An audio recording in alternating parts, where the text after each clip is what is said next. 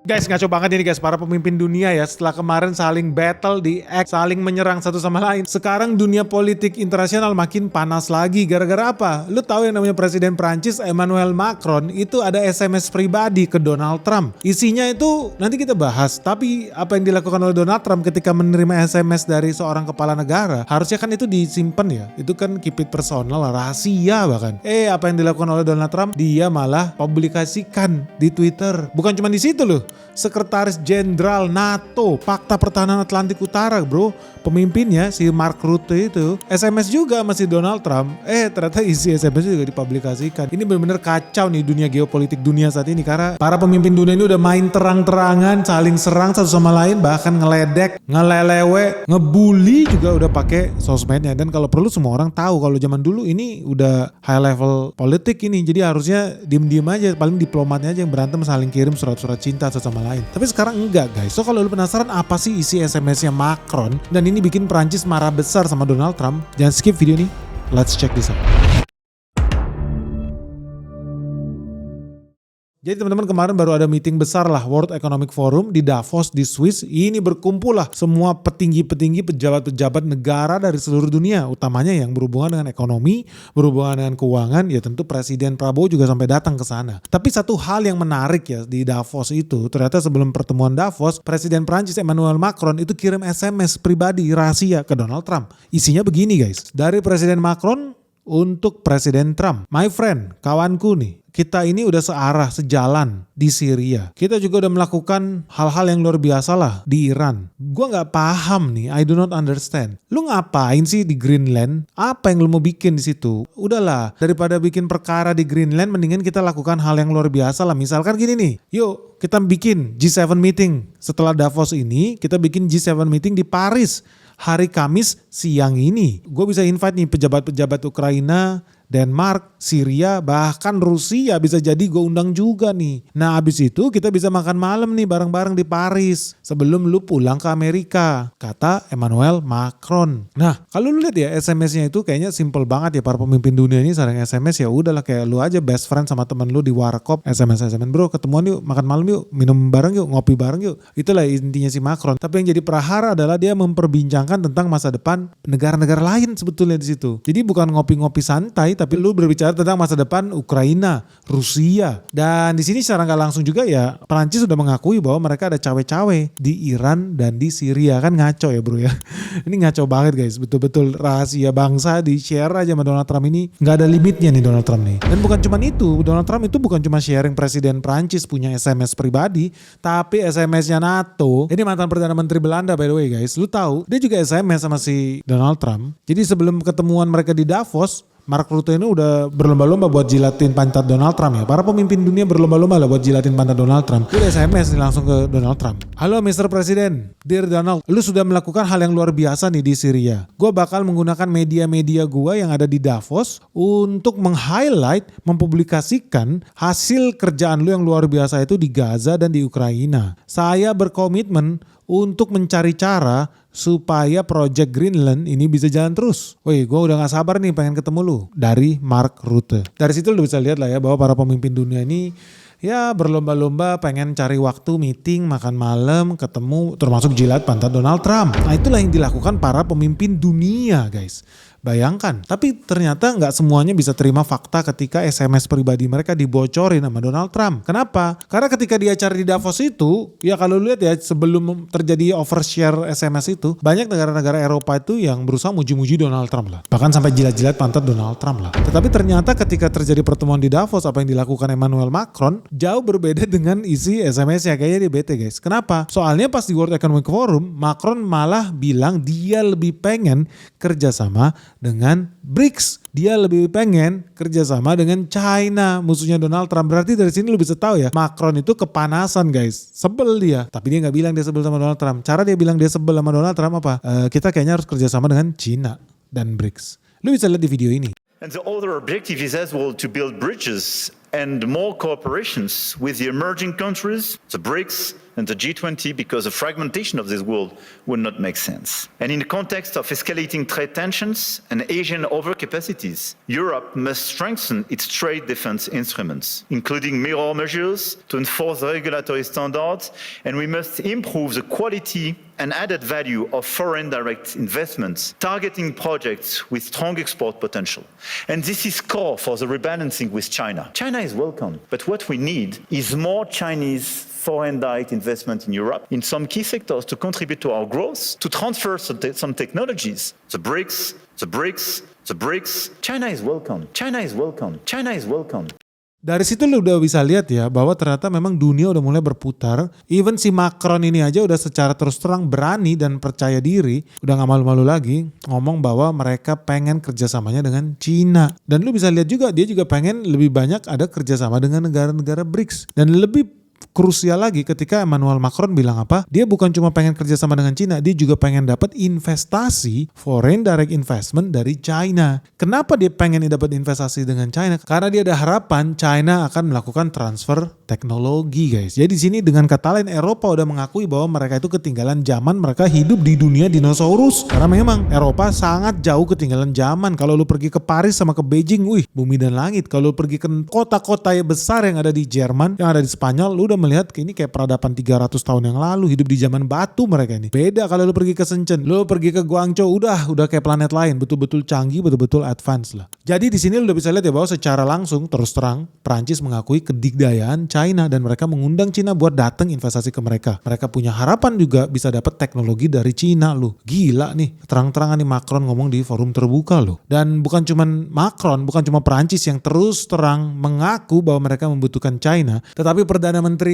Kanada Mark Carney menurut gue makin kesini makin keren aja by the way. Si Carney hebat, menurut gue pinter nih orang. Ya dia juga menyatakan kekesalannya sama Donald Trump, guys.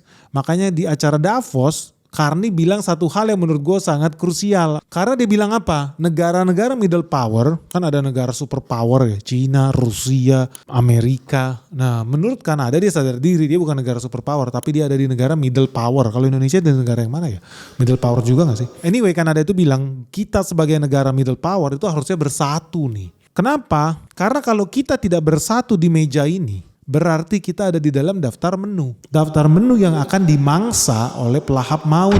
Bisa Amerika Serikat, bisa Rusia, bisa Cina, atau siapapun itu negara yang super power dengan kekuatan nuklirnya. Jadi di sini lu udah bisa lihat bahwa pemimpin tertinggi Kanada udah melihat bahwa dunia akan segera bergeser dan negara-negara yang lebih kecil mau gak mau harus bersatu padu. Karena kalau mereka bernegosiasi secara bilateral alias one on one, udah pasti gak seimbang.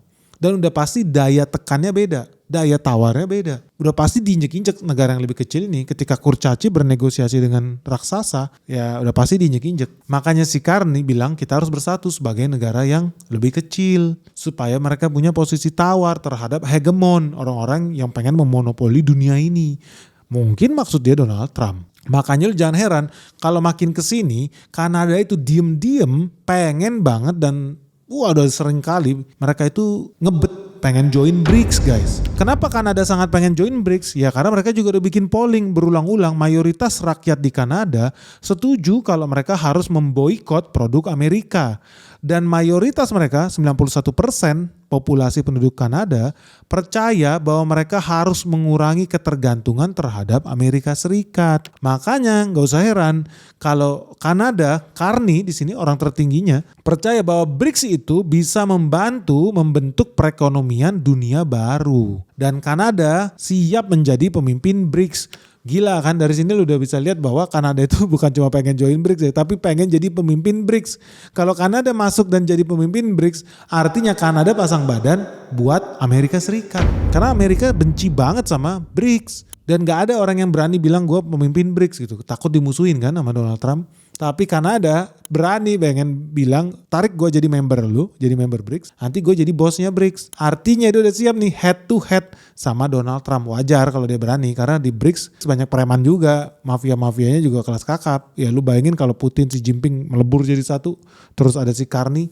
Wajar dia jadi PD nih. Tapi kalau sendirian Kanada suruh berantem sama Donald Trump, gue yakin gak berani juga sih. Ya sekarang dia ngeliat aja ada backingnya si Jinping sama Putin, kenapa enggak ya.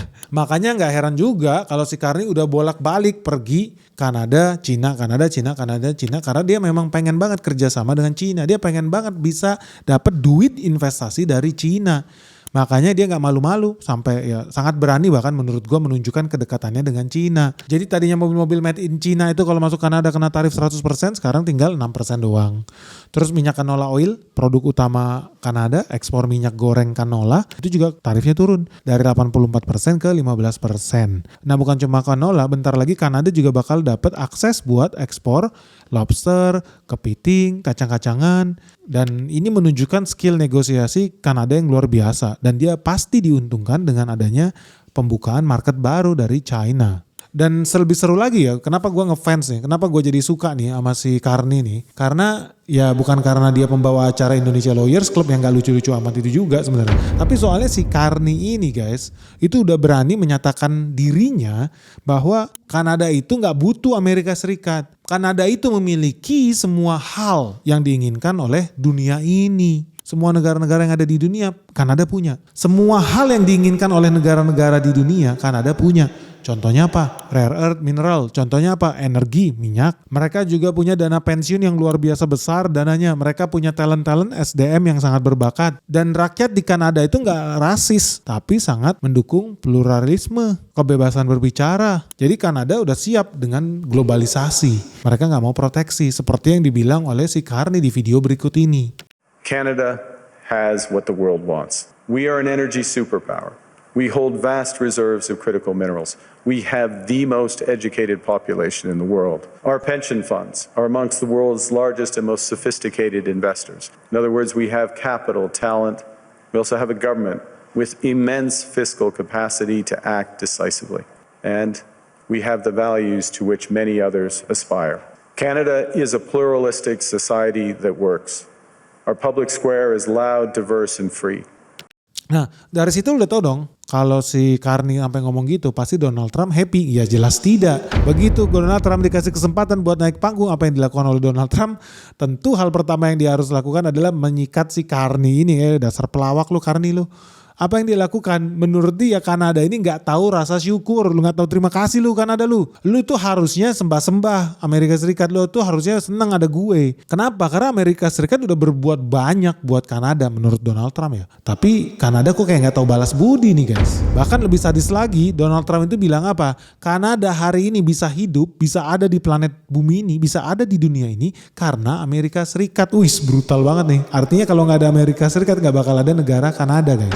Dan dia berulang kali bilang inget tuh Mark, maksudnya Mark Carney ya. Inget tuh woi Carney, makanya lain kali lu jangan bikin statement ngaco deh lu. Soalnya Kanada bisa ada ya karena ada Amerika Serikat. Ini ngeri sih. Ngeri banget sih Donald Trump ini betul-betul gak malu-malu ngancem Mark di panggung Davos guys. Canada gets a lot of freebies from us, by the way. They should be grateful also, but they're not. I watched your Prime Minister yesterday. He wasn't so grateful. But they should be grateful to us. Canada lives because of the United States. Remember that, Mark, the next time you make your statements. What we did for Israel was amazing, but that's nothing compared to what we have planned for the United States, Canada, and the rest of the world. They should be grateful also. They should be grateful also. They should be grateful also because of the United States, because of the United States, because of the United States. Jadi Donald Trump itu merasa bahwa Amerika Serikat itu udah bertahun-tahun, mungkin ratusan tahun kali melindungi Kanada dan mensubsidi rakyat Kanada. Mungkin termasuk juga nyawa orang Kanada. Kenapa orang masih bisa hidup hari ini bernafas di Kanada? Karena mereka dilindungi oleh tentara Amerika Serikat. Makanya si Donald Trump tuh kepedean tuh bikin ancaman di atas panggung seperti itu. Luar biasa nih Amerika Serikat. Ya gak aneh aja Maduro aja dia culik ya. Apalagi tetangganya sendiri ya gampang banget. Karena dia berbatasan darat nih sama Kanada nih. Harus hati-hati nih jadi Mark Carney nih. Nah Trump itu juga berulang kali menyindir NATO guys. Ketika dia naik ke panggung Davos, dia berulang kali bilang NATO ini juga gak tahu berterima kasih. Kenapa? Karena kalau seandainya terjadi perang nih. Terjadi perang di Eropa. Udah pasti Amerika Serikat sebagai anggota NATO 100% pasti membantu Eropa. Tapi kejadian sebaliknya belum tentu. Kalau Amerika Serikat diserang, Donald Trump bilang meskipun Amerika Serikat udah habis duit ribuan triliun buat Eropa, buat pertahanan militer Eropa, udah menghabiskan begitu banyak tenaga, keringat, darah, air mata. Tetapi kalau Amerika diserang, Donald Trump tidak yakin NATO akan datang membantu Amerika Serikat. Dan lebih ngaco lagi, Donald Trump juga bilang, buktinya apa? Buktinya ketika Amerika Serikat mau ngambil Iceland, NATO gak setuju. Bentar dulu, ini udah pikun nih Donald Trump. Sebetulnya dia mau ngomong Greenland guys, tapi memang dia pikun. I know them all very well. I'm not sure that they'd be there. I know we'd be there for them. I don't know that they'd be there for us. So with all of the money we expend, with all of the blood, sweat, and tears, I don't know that they'd be there for us. They're not there for us on Iceland, that I can tell you. Dan ini wajar aja sebetulnya, kenapa Donald Trump kesel banget sih. Ya soalnya dia itu punya cita-cita membuat PBB yang baru guys. United Nation yang baru. Amerika Serikat sampai detik ini udah banyak kabur guys. Udah banyak keluar dari organisasi-organisasi PBB. Donald Trump udah keluar dari WHO guys. Itu organisasi yang memonitor kesehatan seluruh negara. Warga negara dari planet bumi ini dia aja sampai keluar. Dan dia akan keluar dari begitu banyak organisasi-organisasi dunia lainnya. Karena dia merasa gak ada gunanya. Dan sekarang dia pengen bikin organisasi sendiri yang namanya Board of Peace. Atau Dewan Perdamaian. Wah hebat banget nih namanya nih. Donald Trump bikin itu dan dia ngundang banyak pemimpin negara Eropa buat ikut join.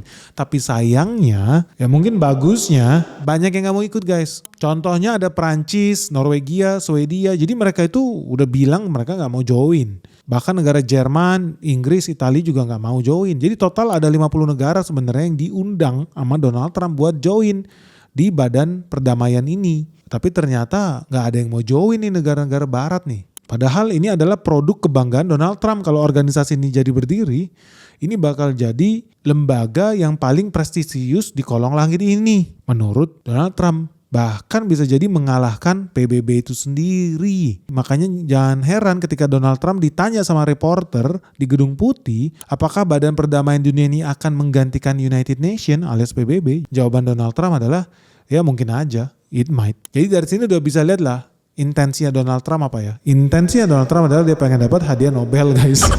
Dia pengen dapat Nobel hadiah perdamaian yang gak jadi dikasih tuh sama panitia Nobel tuh. Makanya dia kesel tuh, bikin sendiri lembaga perdamaian. Nanti mungkin ngasih award lah ke dirinya sendiri.